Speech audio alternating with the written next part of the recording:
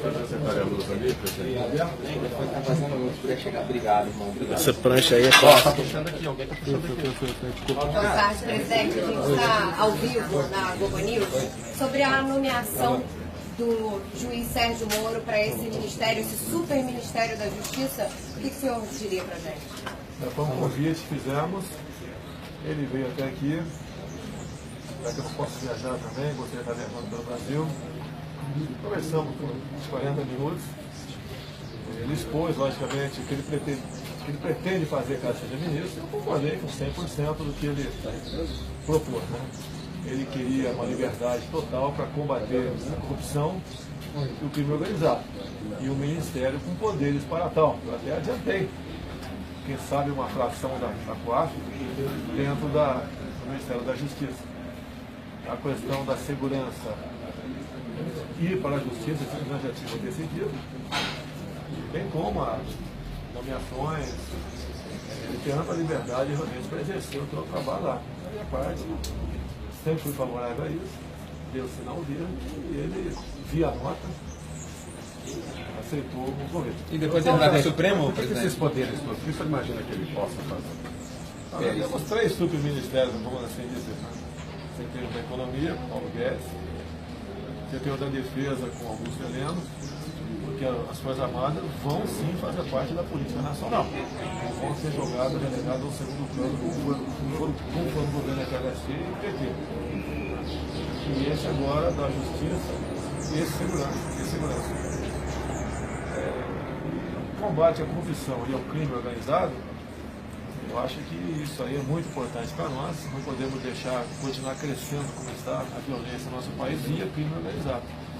E o caminho para combater isso é seguir o dinheiro. E você tem que ter meios para tal. E o Ministério da Justiça daria todos os meios para Sérgio Moro perseguir esse objetivo. Quem ganha os ministérios da Agricultura e do Meio Ambiente, como é que fica? O que acontece? No primeiro, lá atrás, a ideia surgiu do colega. Aí foi bem recebida, porque sempre houve uma briga entre o Ministério da Agricultura e Meio Ambiente. E tinha que pacificar isso aí. Em alguns países do mundo, isso é um só ministério. Então dei a ideia. Depois, com o passar do tempo, os próprios jornalistas acharam que não era o caso, para evitar pressões internacionais, entre outras coisas. E eu falei que estou pronto para voltar atrás, se for o caso, não tem problema nenhum. Só que quem vai indicar o ministro do Meio Ambiente será também o Jair Bolsonaro. Então, vai ser uma pessoa realmente que não vai botar ninguém lá por pressão de homens e tem um trabalho xiita voltado ao meio ambiente. Nós queremos preservar o meio ambiente, mas não da forma como o Ministério vem feito, vem fazendo. Então, o que foi conversado hoje, por gentileza? Boa tarde.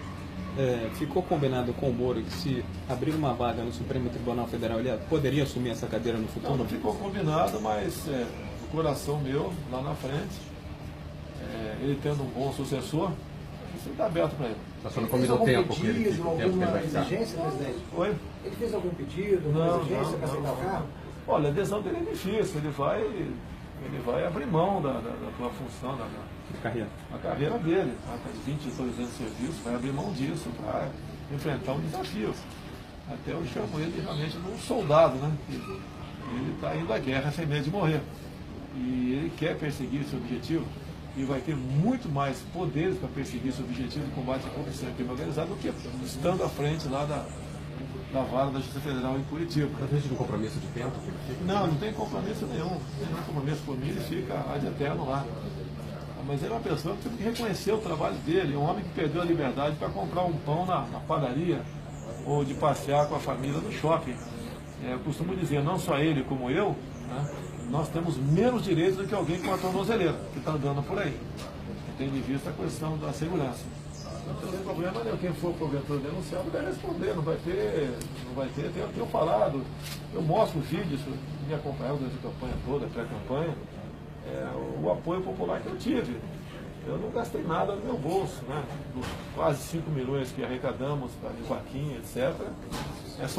Sobraram 2 milhões, que a gente não sabe o que fazer com esse recurso, que é doar para uma instituição qualquer, se tiver um meio legal para tal. Foi o povo que trabalhou pela minha campanha.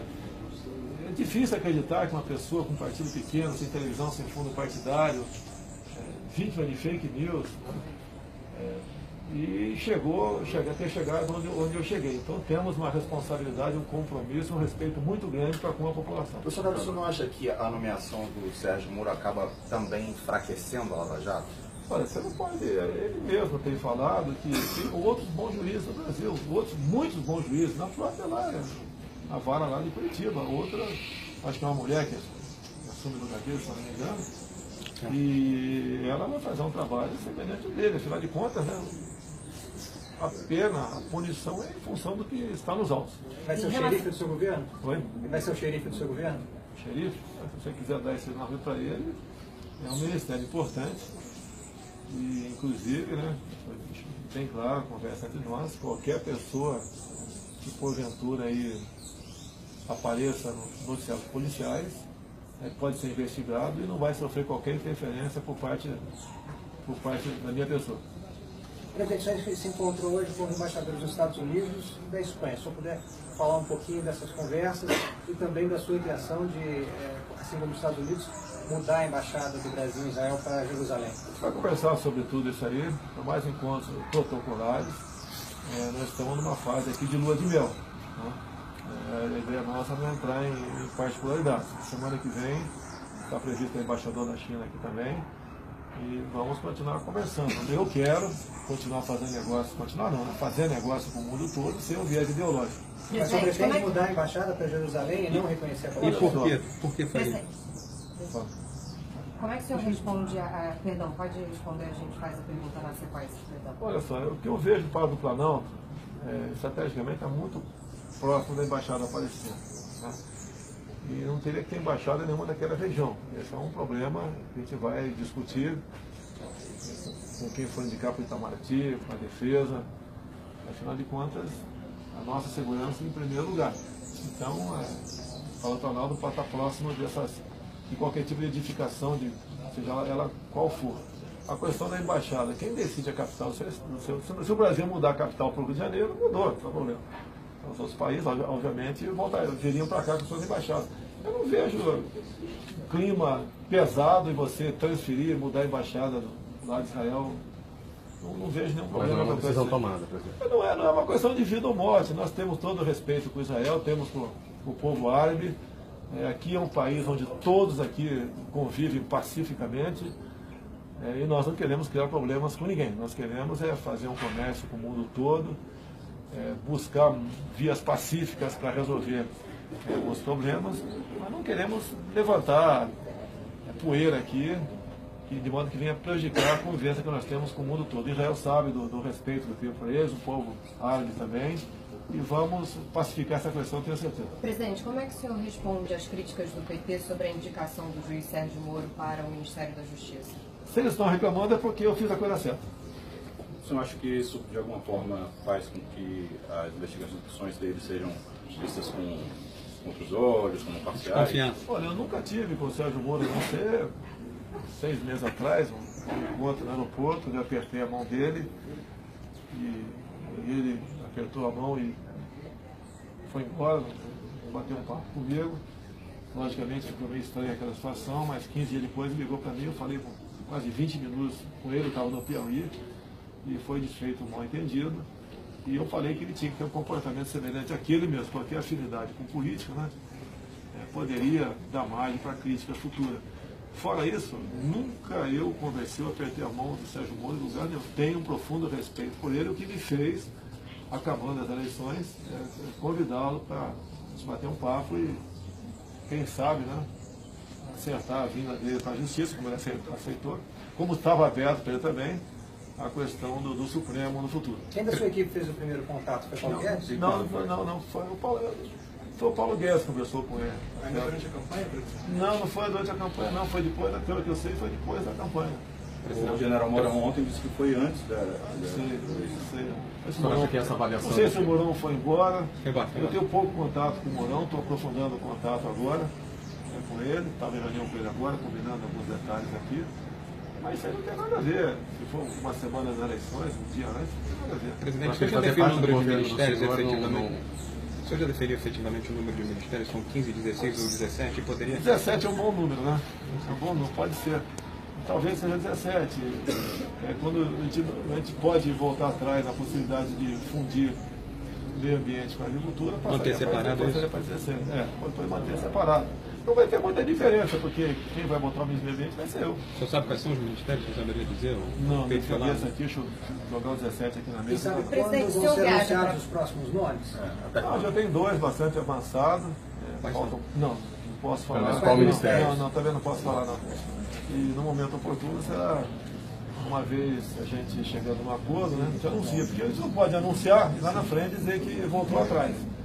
Porque fica ruim para mim e fica ruim para ele também. E nós não temos o direito de errar. O senhor viaja para Brasília na segunda-feira? Pretendo ir na terça-feira de manhã para Brasília, uma viagem mais protocolar, visitarei várias autoridades. Quero com saudade do plenário da Câmara, a Pedro dar um abraço aos colegas e voltar na quinta-feira depois do almoço. Viagens também internacionais, o senhor vai para o Chile primeiro? Não marquei, até porque eu tenho um problema com a bolsa de colostomia e essas viagens aí muito longas, né, eu posso ter algum problema, eu não quero colocar em risco a minha O senhor já saúde. definiu quando opera? Se vai ser em dezembro ou janeiro? A princípio, a operação seria 12 de dezembro, que completa exatamente 3 meses da última cirurgia. Essa avaliação do senhor sobre essa crítica do Sérgio Moro fazer parte do governo do senhor e o trabalho dele ficar comprometido na Lava Jato, tudo que ele fez, em relação ao PT principalmente? Fica comprometido. Ele é uma pessoa que eu acho que o Brasil todo tem que reconhecer, e reconhece o trabalho dele. Ele nos deu esperança de dias melhores combatendo a corrupção. Botou gente que ninguém imaginava um dia que poderia ser presa por 10 minutos. Tá? E foi fundo, com seu conhecimento, investigando, apurando e punindo em primeira instância todas aquelas pessoas sem aceitar a pressão de quem quer que seja. Qual a Presidente, prioridade no trabalho no gabinete de transição lá em Brasília, entre terça e quinta-feira? A prioridade, olha só, são 50 cargos, o ONS procurou dividir entre os 15, 17 ministérios, o mais pesado é a economia, e nós temos que tomar pé dos números, né, que muitas vezes eu deixo de dar uma opinião para vocês porque eu não tenho a certeza dos números que se apresentam. Então a intenção nossa é saber o que nos espera para o ano que vem, buscar alguma maneira de aprovar alguma coisa no corrente ano, como digo, a reforma da Previdência. Se pudesse dar um passo que seja, seria muito bem-vindo. O senhor apoia essa reforma do teto? Eu apoio a reforma que pode ser aprovada pela Câmara. Tá certo?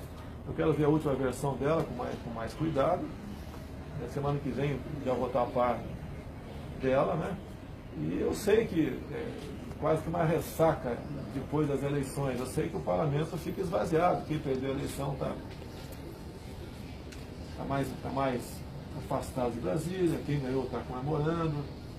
Então tem essa dificuldade para conseguir um quórum qualificado que é para aprovar uma proposta de emenda à Constituição. Por isso que eu tenho falado, né? Não é a proposta que eu quero, Paulo Guedes quer, ou quem quer que seja quer, aquela que pode ser aprovada pela Câmara. Alguém No fica do atual Congresso, quais são governo, as presidente? prioridades de Alguém fica do apoio atual pro governo? Congresso? O Ilan Goldfein, o Guardi? Olha só, eu dei carta branca para o Paulo Guedes.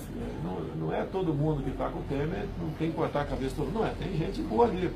E o que eu tenho conversado, não só com o Paulo Guedes, mas todos os ministros, é cumprir meta.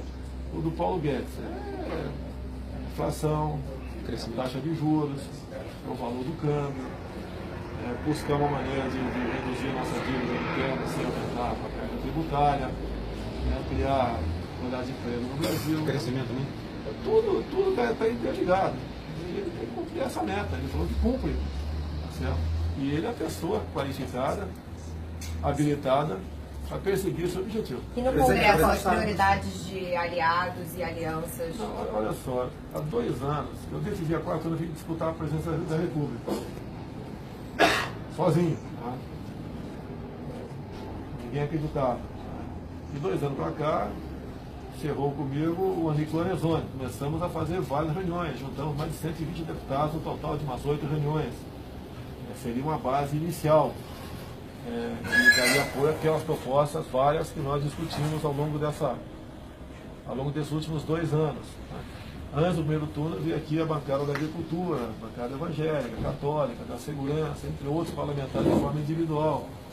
Conversamos, estamos no mesmo barco, eu não quero fazer algo para mim, nós temos que fazer para o Brasil. Se eu for mal, o Brasil todo vai pagar um preço muito alto. Tá? Então, temos o mesmo objetivo, ninguém quer fazer maldade com ninguém. Mas algumas reformas nós temos que, obviamente, tentar fazê-las. A lei da Previdência é uma, tá? Não é a proposta inicial como o Temer quis lá, mas dá para aproveitar alguma coisa dela. Os militares são incluídos? Tá? Mas o que eu tenho falado é o seguinte, eu não sou corporativista. Se dermos todos os direitos que existem no artigo 7 da Constituição aos militares, você pode botar na Previdência, só que daí você não governa, você perde as Forças Armadas. Os militares, ao longo de 30 anos de serviço, na verdade, trabalham 45. E não estamos brigando por fundo de garantia, hora extra, direito a greve, seja lá o que for. Mas é diferente, assim como quem, o trabalhador comum que trabalha aí na construção civil, você não pode botar 65 anos para ele, que a partir dos 60 ele não consegue carregar um saco de cimento de 50 quilos mais. Tem um regime especial. Tá? Então você tem que ter essas especificidades, essas particularidades, que não é fácil, tem que conversar com o parlamento todo. E o parlamento vai se conscientizando aos poucos. Nós não queremos nos transformar numa Grécia. Se não fizermos nada, achar que vou sentar, esse barulho aqui dá bolsa, tá? Se eu simplesmente ficar sentado lá na cadeira e olhando para o céu, nós vamos transformar numa Grécia. Não queremos isso. Nós temos que ter capacidade para se antecipar a problemas e coragem para tomar decisões. Presidente, recentemente o general Mourão falou que o governo não pode ver a imprensa como inimiga. E já desde o começo, desde após a sua vitória, alguns atritos já aconteceram, e principalmente com o jornal Folha de São Paulo. Queria que o senhor comentasse essa questão e principalmente essa declaração do Mourão de que a imprensa não pode ser vista como inimiga. Hoje em dia a imprensa está muito diversificada.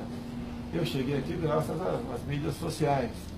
E quem vai fazer a seleção, qual imprensa vai sobreviver ou não, é a própria população. A imprensa que não entrega a verdade nos seus jornais, nas televisões ou nos alto-falantes de rádio, vai ficar para trás. Presidente, sobre a proposta do governador Wilson Witzel de abater pessoas armadas com fuzil, qual a sua opinião sobre essa questão da segurança pública, especialmente no Rio de Janeiro, diante dessa declaração? Vamos para um caso concreto. Qual era a forma de engajamento do Exército no Haiti? Lá, se você pegasse alguém portando uma arma de guerra, aquele alguém seria alvo e poderia ser abatido. A violência tem crescido, o armamento por parte da bandidagem está cada vez mais sofisticado. O que nós temos que dar, na verdade, ao policial, que eu chamo de retaguarda jurídica. Uma vez havendo o confronto, você não pode partir para punir o policial. Você pode abrir um processo, investigar, mas não pode punir o policial. Porque cada vez que você faz isso, você estimula a bandidagem a agir de forma mais violenta ainda contra aquele que está do lado da lei. O policial é um ser humano que tem família e muitos deles pensam, antes de entrar até no engajamento, o que seria da tua esposa, dos teus filhos, caso ele fosse preso. Não é nem se fosse morto.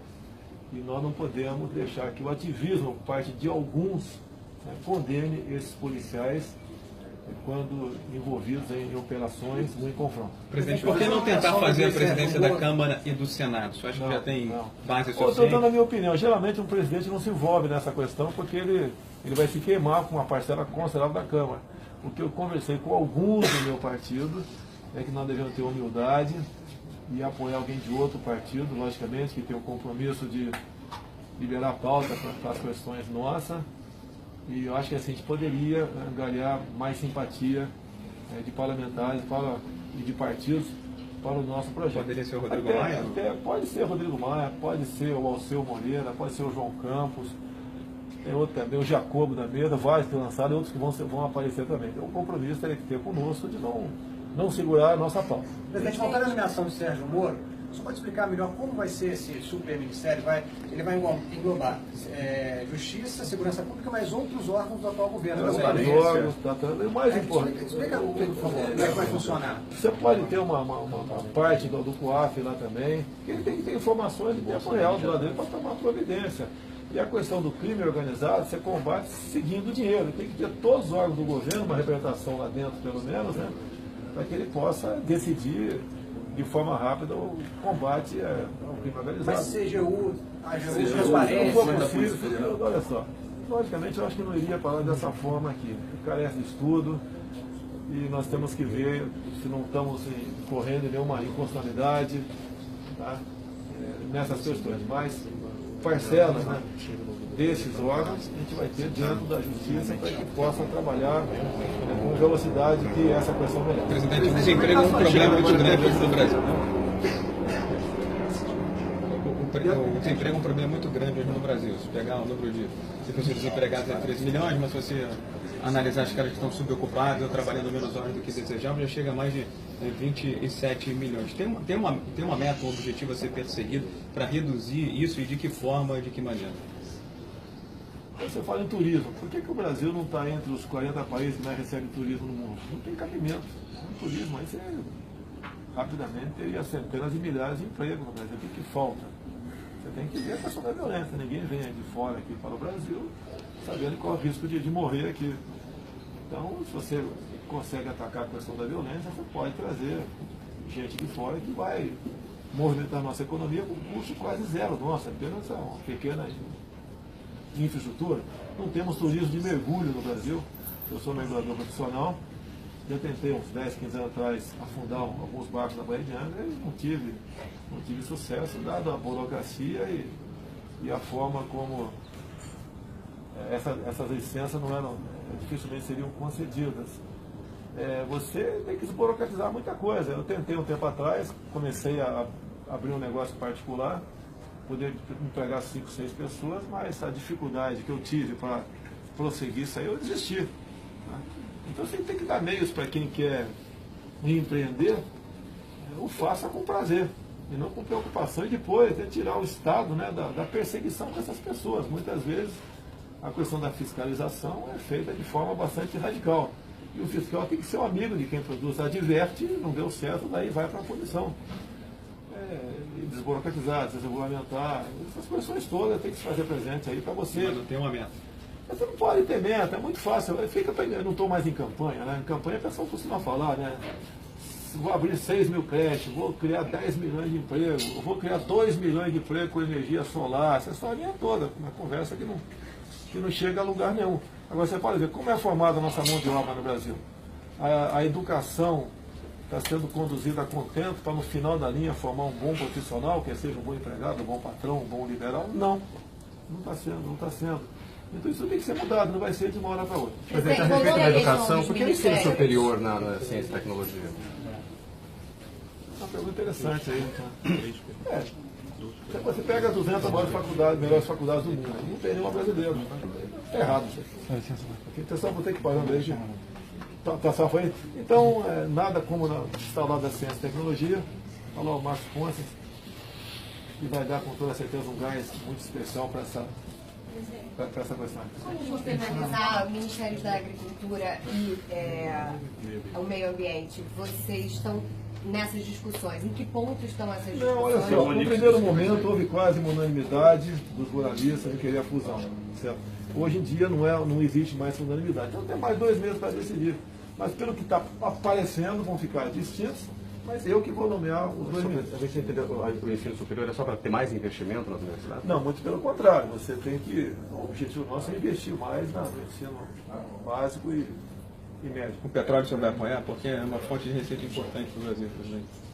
O Petrobras não tem capacidade de investir mais, então você tem que buscar fazer parcerias, vender algumas áreas, até porque, um assunto importante, né? Se a super bateria de grafeno sair da prancheta, como está saindo, a energia de fontes fósseis aí ficará no segundo plano. Os leilões continuarão acontecendo. Pode continuar acontecendo. A fusão, por exemplo, da Embraer, da Boeing, continua sem problema nenhum. O senhor vai avalizar? Sim. Presidente, uma última pergunta sobre a imprensa. Por que os nossos colegas de imprensa escrita e também de agências internacionais ficaram de fora dessa coletiva? Não sei, quem marcou isso aí não foi no espaço físico. Eu tenho consideração por vocês aqui. Agora, eu não mandei restringir ninguém, não. Obrigado. Obrigado. Pessoal, obrigado, pessoal. Obrigado.